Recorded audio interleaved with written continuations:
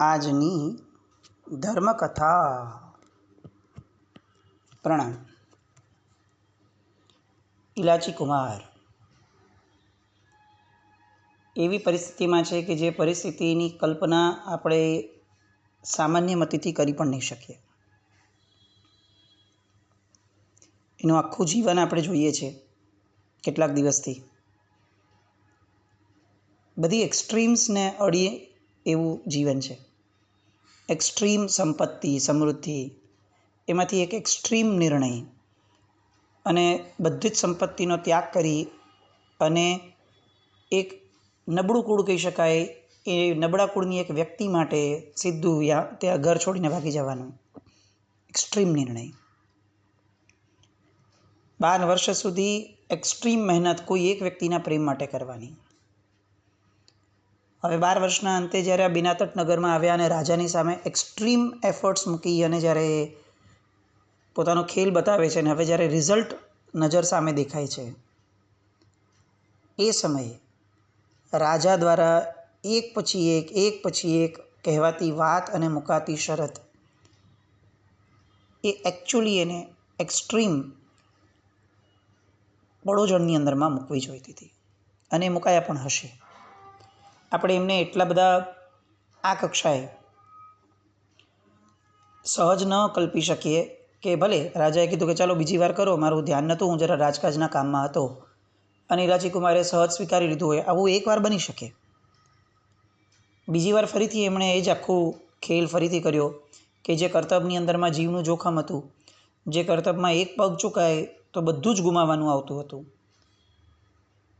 અને તેમ છતાં એમણે બીજી વાર કર્યો.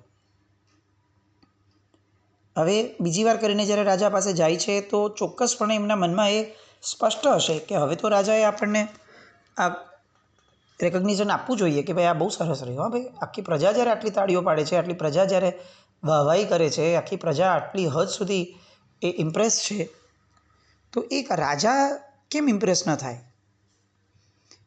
બીજી વારના ખેલ સુધી કદાચ ઇલાચી કુમારના મનમાં કોઈ વિકલ્પ ન હોય એવું આપણે કલ્પી શકીએ, પણ ત્રીજી વાર જ્યારે એણે કરવા કીધું કે ભાઈ બધાએ બહુ ખુશ થઈને જોયું છે, વાત સાચી છે, પણ હું તમારા કર્તવ્યોને બહુ ધ્યાનથી જોઈ નહોતો શક્યો, એટલે મારી એવી ઈચ્છા છે કે તમે ત્રીજી વાર કરો.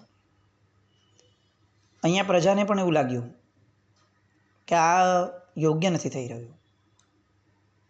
ઇલાચી કુમારને પણ એવું લાગ્યું કે આ કેમ આવી રીતે વર્તે છે. નટડી એને કહી રહી છે કે તું કેમ આટલું બધું વિચારે છે, લે હું ઢોલ પીટું છું, આપણે ફરીથી ચાલુ કરીએ અને ત્રીજી વાર ખેલ રચીએ, એમાં શું વાંધો છે? ઇલાચીને મન ત્રીજી વાર જ્યારે આ ખેલ કરવાનું આવ્યું ત્યારે કેટલીક વિકલ્પોની ધારા ઊભી થઈ હશે. આ આપણું કલ્પના ચિત્ર છે. એમના મનની અંદરના એ સમયના તરંગો શું હશે એ કળવું મુશ્કેલ છે, પણ આપણી કલ્પના સાહજિક રીતે જઈ શકે છે કે ત્રીજી વારમાં કેટલાક વિકલ્પો તો ઊભા થયા હોય, થવા જોઈએ સામાન્ય હ્યુમન બિંગને. એ વિકલ્પો સાથે એમણે ત્રીજી વારનો ખેલ કર્યો હશે. કેટલું રિસ્કી છે. જે કાર્યની અંદરમાં પૂર્ણ કોન્સન્ટ્રેશન જોઈએ છે. પહેલી વાર કર્યું ત્યારે નટડીને પામવાનો તલસાટ હતો, એટલે એ ઉલ્લાસના કારણે, એ વીર્યોલ્લાસના કારણે એ આખો ને આખો ખેલ અજબ ગજબ રીતે થયો હશે. કારણ કે નજર સામે નટડી હતી, પ્રથમ વારની એ એફર્ટ હતી, મહેનત હતી, એટલે પહેલી વારની મહેનતમાં તો આમ પણ ઉલ્લાસ કોનો ઓછો હોય. બીજી વાર કર્યું હશે ત્યારે પણ આપણે એવું વિચારી શકીએ કે બહુ સાહજિક રીતે લીધું છે કે અચ્છા રાજા થોડું કામમાં રોકાઈ ગયા હશે, વાંધો નથી, એમાં શું, આપણે બીજી વાર કરીએ. એટલે ત્યારે પણ નિશંક રીતે બીજી વારનો ખેલ ઊભો કર્યો હશે. ત્રીજી વારમાં તો વિકલ્પ થાય, ચોક્કસ થાય. એટલે કેટલોક ખચકાટ હોય, કેટલુંક બેક ઓફ માઇન્ડ કંઈ ચાલતું હોય, અને એવી રીતે એ માનસિકતામાં એક અંગૂઠો પણ આગળ પાછળ મુકાઈ જાય તો રામ રમી જાય, એવી પરિસ્થિતિના ખેલને એમણે જે રીતે નિભાવ્યો હશે એના દ્વારા આપણે એટલી કલ્પના કરી શકીએ કે ઇલાચી કુમાર બિયોન્ડ લેવલના પાવરધા હશે. આજે આપણે જોઈએ કે આમ સામાન્ય એક્ઝામ્પલ આપણી રૂટીન લાઈફમાંથી લઈએ કે કેટલાક કામો એવા છે કે જેને આપણે વર્ષોથી સેવ્યા હોય અથવા જેને આપણે બહુ પ્રિસાઇઝલી સેવ્યા હોય તો આપણે ઊંઘમાં પણ હોઈએ ને તો પણ એ કામ કરી શકીએ અને એ જ રીતે કરી શકીએ. કેટલીક એક્સપર્ટી આપણને એ આવી જતી હોય છે વારંવારના એના સેવનથી, અભ્યાસથી. ઇલાચી કુમારે બેક ઓફ માઇન્ડના આવા વિકલ્પ સાથે ત્રીજી વાર જે ખેલ કર્યો હશે એની માટે આપણે એવી કલ્પના કરી જ શકીએ અને કરવી જોઈએ અને કરવી પડે કે ઇલાચી કુમારની એક્સ્ટ્રીમ માસ્ટરી હશે, એક્સ્ટ્રીમ માસ્ટરી. કારણ કે સામાન્ય કામ કરવું ઉપયોગ વિના એ હજી એકવાર શક્ય છે શરીરના અભ્યાસથી, પણ આમાં તો શરીર સાથે નજરની ચકોરતા, શરીરનું એ ઇલાસ્ટિસિટી શરીરની કે જેમાં અંગો જે રીતે જ્યાં વાળવા હોય, જેટલા વાળવા હોય એટલા વાળી શકાય, નિર્ભયતા કેવી પીકની હોવી જોઈએ કે તમે આમ આખા હવામાં ઉછળી અને ખાલી એક દોરડા પર ઊભા રહ્યો છો. દોરડા પર પડ્યા અને થોડું જમ્પ થયું તો શું? દોરડા પર પડ્યા અને સેટલ ન થઈ શક્યા તો શું? સ્ટેબિલિટી ન આવી તો શું? આવું બધું વિચારીએ તો ચોક્કસ એવું લાગે આપણને કે હદની બહારની એમની પરિપક્વતા આ કામની એમણે જીવનમાં ઊભી કરી હશે. અને એની માટે આપણે ઇલાચી કુમારને જેટલા અભિવાદન આપીએ એટલા ઓછા છે. કારણ કે એમણે કરિયર નહોતું બનાવવું આ વસ્તુમાં, એમણે ફક્ત એક નટડીને પામવી હતી. આપણે જુઓ, આપણે ભગવાનની પૂજા કરવા પણ જઈએ છીએ ને તો એ 25, 30, 50 વર્ષના આપણા જીવનની અંદરમાં આપણે કોઈ દિવસ એવું નથી વિચાર્યું કે એવો સંકલ્પ નથી કર્યો કે હું આ ક્રિયાની માસ્ટરી મેળવું, હું બધેથી સમજું, જાણું, જે લોકો બેસ્ટ ક્રિયાઓ કરે છે, પૂજા કરે છે એ બધાની આગળ જાઉં, શીખવું, શાસ્ત્રોમાં વાંચું, મહાત્માઓને પૂછું રિલેટેડ કે સાહેબ આપને શું ખ્યાલમાં છે, કેવી રીતે આ ક્રિયા બેસ્ટ થાય. આપણે આજ સુધી ક્યારે નથી કર્યું આવું. આપણે જે મહાત્મા આપણા દ્વારે આવે અથવા જેમનું અત્યારની ઓલામાં ગણીએ પરિપ્રેક્ષમાં તો કે જેમનું પ્રવચન આપણા મોબાઈલમાં આવે એમનું સાંભળી અને આપણે વિચારતા હોઈએ છીએ કે ભાઈ ચલો આ મારા સાહેબ આમ કહે છે તો ભલે આપણે આમ કરીએ, સારો વિચાર છે. આપણો પુરુષાર્થ કેટલો છે? નથી. કેમ નથી? જો જિનેશ્વર ભગવંતની પૂજા માટે આપણે 25-50 વર્ષની અંદરમાં બિયોન્ડ લેવલની માસ્ટરી માટેનો વિકલ્પ પણ ઊભો નથી કરી શક્યા, તો એ અપેક્ષાએ વિચાર કરીએ કે આ ઇલાચીને પેલી નટડીને પરણવાનું એ કેવું ઘેલું હશે, કેવું કે જેના કારણે એને આવી માસ્ટરી મેળવવા માટેની ગ્રીપ મેળવી. આપણને ઇલાચીને નટડી માટે જેટલો પ્રેમ હતો એના 1000મા ભાગનો પણ પ્રેમ આપણને પરમાત્મા પ્રત્યે હોત અથવા આપણા મોક્ષ માટે હોત તો ચોક્કસપણે આપણે આપણી પૂજાઓને આવી સ્થિતિમાં, આજે જે પરિસ્થિતિ છે એ પરિસ્થિતિમાં આપણે ન રાખી હોત. આપણી ધર્મક્રિયાઓને ક્યારે પણ આપણે આટલી અનઓર્ગેનાઇઝડ અથવા અનઇન્ટેન્શનલ, આશય વિનાની અથવા કોઈ પણ જાતની સ્પષ્ટતાના બોધ વિનાની, કોઈ પણ પ્રકારનો નૈશ્ચિક ભાવ દ્રઢપણે સેવ્યા વિનાની, કોઈ પણ પ્રકારની પૂર્વ ભૂમિકા વિનાની આપણે જેટલા વિશેષણ લગાડીએ ને એટલા ઓછા છે. જેટલા નબળા વિશેષણો છે ને એમાંના મેજોરિટી નબળા વિશેષણો આપણે આપણી ધર્મક્રિયાની અંદરમાં લગાડી શકીએ એ હદ સુધી આપણે 25-50 વર્ષની આરાધના કર્યા છતાં પણ નબળા છીએ. ઇલાચી કુમાર એકચ્યુઅલી આપણને આ શીખવી જાય છે. પ્રેમ કરવો તો કેવો કરવો? એમણે નટડીને પ્રેમ કર્યો, કેવો કર્યો? કેવી ખુમારી! એટલે ઘર છોડવાનું આવ્યું તો વિકલ્પ નહીં, 12 વર્ષ સુધી નટની જિંદગી જીવવાની આવી તોય વિકલ્પ નહીં, જીવ જોખમમાં નાખીને શીખવાનું આવ્યું તોય વિકલ્પ નહીં. અરે એકવાર નટડી મળી જાય પછી કોઈ કાળે નટ બનીને જીવવાનું નથી, કોઈ કરિયર આ લાઈનમાં બનાવવાનું નથી ને તેમ છતાં પણ પીકની એક્સ્ટ્રીમની માસ્ટરી કહી શકાય એવી મેળવવામાં પણ કોઈ વિકલ્પ નહીં. આ પ્રેમ છે અને કદાચ આ પ્રેમને કારણે જ હું એવું માનું છું કે કેવળ જ્ઞાનની પૂર્વ ભૂમિકા રચાઈ હશે. કોઈ એક તત્વને જ્યારે જીવ વ્યવસ્થિત પકડી લે છે ત્યારે આજુબાજુના અનેક તત્વોને જીવ વિસરી જાય છે. એનું ફોકસ સાવ ખતમ થઈ જાય છે. એક તત્વને જેટલો ગાઢ રીતે પ્રેમ કરી શકાય એટલું જીવનું બીજું બધું સરતું જાય છે, અને બીજું બધું ઓસરતું જાય એટલે જ્યારે એક તત્વને પ્રેમ કર્યો છે એ તત્વ ખસાડો અને એની જગ્યાએ પોતાનો આત્મા મૂકો, વાત પૂરી. આ માર્ગ છે. આપણામાંના ઘણા લોકોને રાજુલ અને નેમના દ્રષ્ટાંત આજકાલ બહુ જ પ્રચલિત રીતે લોકો વારંવાર એના ગીતો વાતો વગેરેમાં બહુ જ લોકો જઈ રહ્યા છે. આશય ખબર નથી, પણ લોકોની અંદરમાં બહુ પ્રચલિત થઈ રહ્યું છે. શીખવા જેવું આ છે. આપણને એમ થાય કે હું રાજુલ બનું ને નેમિનાથ ભગવાનની આવી ભક્તિ કરું, વસ્તુ સારી છે, પણ પ્રેમ પણ કેવો કરવો ને એની માટે પહેલાં પૂર્વ ભૂમિકા સ્વરૂપે આપણે ઇલાચીનું દ્રષ્ટાંત સમજવું પડે. રાજીમતીજીની કક્ષા એ તો આપણા જેવાના મોઢાથી ઉલ્લેખી શકાય ને એ પણ આપણને એમ લાગે કે આપણું કામ નથી. પણ આ ઇલાચીએ જે રીતે નટડીને પ્રેમ કર્યો ને એ કક્ષાએ પણ કમસે કમ આપણે ભગવાનને પ્રેમ કરી શકીએ ને તોય ઘણું છે. રાજાનો આશય ત્રીજી વારમાં સમજણમાં આવ્યો. કેટલાક વિકલ્પો સાથે ત્રીજી વાર થયું હશે. ફરી પાછા નીચે ઉતર્યા અને રાજાને જણાવ્યું કે રાજન, હવે આપ જણાવો. અને ત્યારે રાજા ફરીથી કહે છે કે કેટલાક કર્તવ્યો છે ને તારા, એ કર્તવ્યોની અંદરમાં મને સમજણ ન પડી. મારી એવી ઈચ્છા છે કે તું ચોથી વાર કર. તમે જુઓ, ત્રીજી વાર જ્યારે થાય છે ને ત્યારે સતત રાજાના મનની અહીંયા સ્થિતિ જાણવા જેવી છે. હવે આપણે ઇલાચીમાંથી જરાક રાજા પર આવીએ. પ્રજાનો પાલક છે, બહુ મોટી નગરી છે, કોઈ વાતે કમી નથી.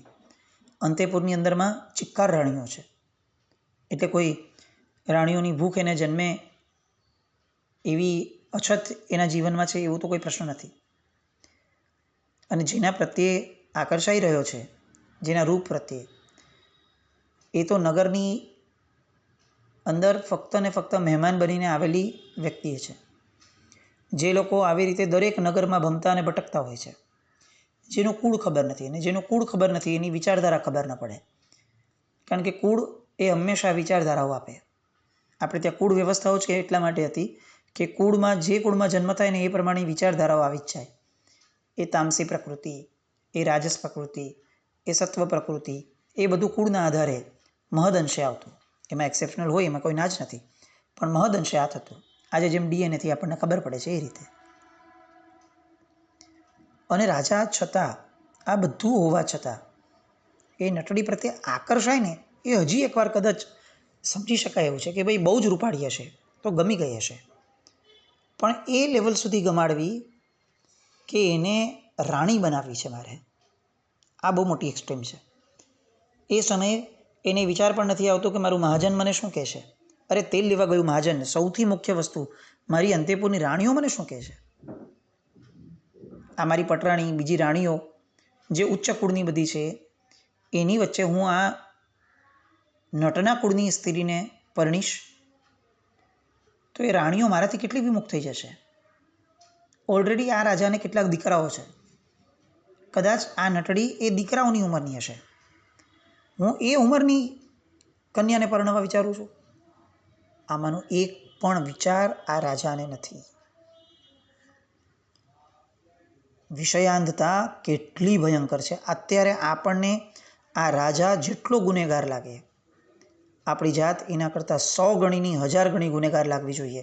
કારણ કે જ્યારે આપણને પણ વિષયાંધતા આવે છે ત્યારે કોઈ ડંકો નથી વાગતો કે જો તને વિષયાંધતા આવી. આપણે ત્યારે એકચ્યુઅલી રિકોગ્નાઇઝ નથી કરી શકતા કે હું પણ કોઈક એક આકર્ષણની અંદરમાં ભાન ભૂલી રહ્યો છું. પછી એ કોઈ પણ પદાર્થ હોય ને કોઈ પણ વિષયો બની શકે, પણ આ રાજા જેટલો કલ્પ્રિટ છે એટલા કલ્પ્રિટ આપણે પણ છીએ જ. કારણ કે જો ન હોત તો અનાદિકાળથી ભટકતા ન હોત. રાજાના અન્વયે આપણે એકચ્યુઅલી આપણી માનસિકતા ચેક કરવાની છે. આપણે જ્યારે કોઈ એક વસ્તુના આકર્ષણમાં આવીએ છીએ ત્યારે આપણે વિવેક નથી ભૂલી જતા ને. એ આપણે ચકાસવા જેવું છે. રાજાની માનસિકતા. ત્રીજી વાર જ્યારે એને કહે છે 3 વારના ખેલ પછી કે તું ચોથી વાર કર, ત્યારે બાજુમાં બેઠેલી રાણી અત્યંત ક્રોધિત થઈ જાય છે. સમજી શકે છે સ્ત્રી છે, સૌથી પહેલી કોઈની મનસ્થિતિ જાણવાની જો કોઈનામાં એ લેવલની સમજણ છે ને તો એ સ્ત્રી છે. કોઈના પણ આશયને સમજી શકે. જો એ ખરેખર સ્ત્રીપણાને પોતે અનુરૂપ જીવે છે તો. જે બ્રહ્મા જીવે છે એની વાત નથી. રાણી અત્યંત ક્રોધિત થઈ ગઈ. એને ખ્યાલ આવી ગયો કે આ રાજા નિમ્ન કક્ષાના સ્તર ઉપર જઈ રહ્યો છે. કોઈ તાકાત નહોતી, કોઈ ઈચ્છા પણ નહોતી. આ અત્યારનો જમાનો નહોતો કે સામે પડો, ડિવોર્સ લો, કેસ ફાઇલ કરો કોર્ટની અંદરમાં સૂટ, કાંઈ. એ સમયે રાજાની આ વાતની ઉપેક્ષા કર્યા સિવાય કદાચ એની પાસે વિકલ્પ ન હતો. પણ ગુસ્સો કરવો, ક્રોધિત થવું અને પોતાના ક્રોધને વ્યક્ત કરવો કેટલેક અંશે એ એના હાથમાં હતું. જે એને કહ્યું. ઇલાચી જુએ છે કે આ બાજુમાં બેઠેલી રાણી પણ કહી શકે છે કે આ રાજા અત્યારે કયા લેવલમાં જઈ રહ્યો છે. જે રીતે પ્રજા પહેલી વારમાં ચિચિયારીઓ પાડીને વધાવી લેતી હતી, આજે ત્રીજી વાર ને ચોથી વાર થયું તો બધી પ્રજા સમસમીને શાંત બેસી ગઈ છે. એ દેખાડે છે કે પ્રજા પણ વિરોધમાં છે. ઇલાચી વણિક પુત્ર છે. વૈચારિક દરિદ્રતા નથી, સમજણની દરિદ્રતા નથી એનામાં કે આ બધું સમજી ન શકે. રાજાની માનસિકતા એને અતિશય ભયંકર લાગી. ચોથી વાર ચડવાનું કીધું એટલે હવે એ હતાશ હતો. હવે એને એવું લાગે છે કે હું શું કરું, આ રાજાને રીઝવું, આ રાજાને કે જે આ નટ કરતાં પણ નીચલી કક્ષાએ ગયો, એના હાથેથી માન મેળવી અને હું આ કન્યાને મેળવીશ. આવો વિકલ્પનો અંકુરો એને અહીંયા જન્મે છે. આ વિકલ્પનો અંકુરો એને છેક આત્મભાવમાં લઈ જવાનો છે. નિમિત્ત મળશે ત્યારે. પણ અત્યારે એના આ અંકુરાને આપણે સંવેદવો છે કે જ્યારે તમે કોઈ પણ વિષયની અંદરમાં નિષ્ફળ જાઓ છો અને એ નિષ્ફળતા જો કોઈ એવા વ્યક્તિ અથવા એવી પરિસ્થિતિના કારણે છે કે જે પરિસ્થિતિને આપણે બહુ બેસ્ટ નથી ગણતા, જે વ્યક્તિને આપણે બેસ્ટ નથી ગણતા, તો જીવને સૌથી પહેલાં એક પ્રકારની વૈરાગ્યની ધારા પ્રગટે જ. આપણે આપણા રૂટીન જીવનમાં જોઈએ કે જ્યારે કોઈ વસ્તુ મેળવવાની બહુ ઈચ્છા કરી હોય ને ન મળી હોય ને તો સૌથી પહેલાં તો સાલું એમ જ લાગે કે યાર કેવી દુનિયા છે, કેવો સંસાર છે, સાલું આપણું પુણ્ય જ નથી, આપણે આવી રીતે જ નિષ્ફળતા મેળવવાની, આપણા ભાગ્યમાં આ જ હશે. આ હકીકતની અંદરમાં યોગ બીજ છે. જો આ વાતને ઇલાચીએ જે રીતે પોતે કેળવી, અલબત્ત એને નિમિત્ત મળ્યું ને એમણે કેળવી છે, પણ જે રીતે એમણે આ જ મુદ્દાને પોતાની વિચારધારા દ્વારા એક દિશા આપી અને છેક કેવળ જ્ઞાનની પ્રાપ્તિ સુધી એને લઈ ગયો, તો આવી જ વિચારણા આપણને પણ કેવળ જ્ઞાન નહીં તો છેવટે મતિ જ્ઞાનની પવિત્રતા સુધી તો લઈ જ જઈ શકે. આપણે ધર્મી લોકો ચિંતન મનનના ધર્મ ઉપર જિંદગીમાં ક્યારે ધ્યાન જ નથી આપતા. ધર્મક્રિયામાંથી ઊંચા ઉઠી ધર્મક્રિયાની સાથે સાથે આ ચિંતન મનનની ધારા કેળવવાનો જે પ્રયત્ન કરવો જોઈએ. કારણ કે ધર્મક્રિયાઓ છે જ એની માટે. અભ્યંતર તપના અતિચાર જુઓ તો તરત વસ્તુ આવે છે કે આર્ત ધ્યાન રૌદ્ર ધ્યાન થયા. આ આપણે સમજીએ છીએ કે આવું તો આપણે બહુ કરી લઈએ છીએ, પણ એની પછીનો તરત અતિચાર આવે છે. ધર્મ ધ્યાન શુક્લ ધ્યાન ન થયા.